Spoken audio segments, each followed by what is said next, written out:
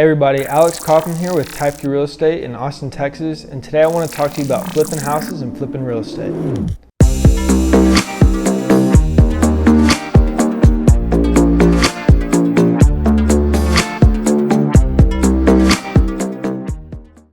If you're new to our channel, make sure you subscribe and let's get started. So the 5 costs that are associated with a flip, these are all things that I take into consideration and can make it successful or unsuccessful. First thing that I'm taking into consideration is the closing costs that are associated when I buy the property, right?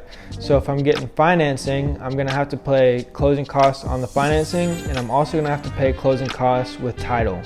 This number could be, if it's a $300,000 property, this number could get up to $6,000, $7,000, $8,000 that are added to my costs.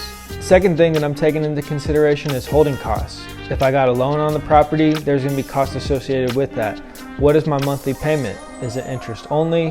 What taxes am I going to have to account for during the period that I'm holding the property and the rehab's being done? Third thing is the rehab. So I'm gonna have to go into the property, I'm gonna have to fix it up, I'm gonna have to pay my contractors, I'm gonna have to pay for supplies. These are all costs that are gonna be associated with this flip, and it could make it successful or unsuccessful. One thing I suggest is to make sure you have a good relationship with a good contractor that you trust. If you're looking for a good contractor here in Austin, Texas, make sure you reach out to us. Tree Construction will be able to take care of it. We struggled with finding good and reliable contractors for years. It cost us a lot of money, cost us a lot of headache, so we just decided to create our own. The other 2 things that I'm looking at is the ARV. So am I going to be able to sell this property for what I think I'm going to be able to sell it for? Do the comps in the area match what I'm trying to do here?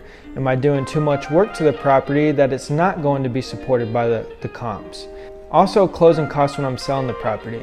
So we're licensed real estate agents. We can save 3% on that. However, if someone brings a buyer to our property, we're gonna have to pay 3% to that agent, as well as pay closing costs at title. Last thing to take into consideration is taxes on the profit. So if I'm getting a good deal and I'm making $100,000, I'm gonna have to account for that. I don't get to keep all of that, and I'm gonna have to pay taxes on it. These are all things that I'm looking out for, and if they don't match the above criteria and it's not profitable, or if I'm only making $10,000, let's say, on all this work, I won't go through with the deal. It's just not worth it.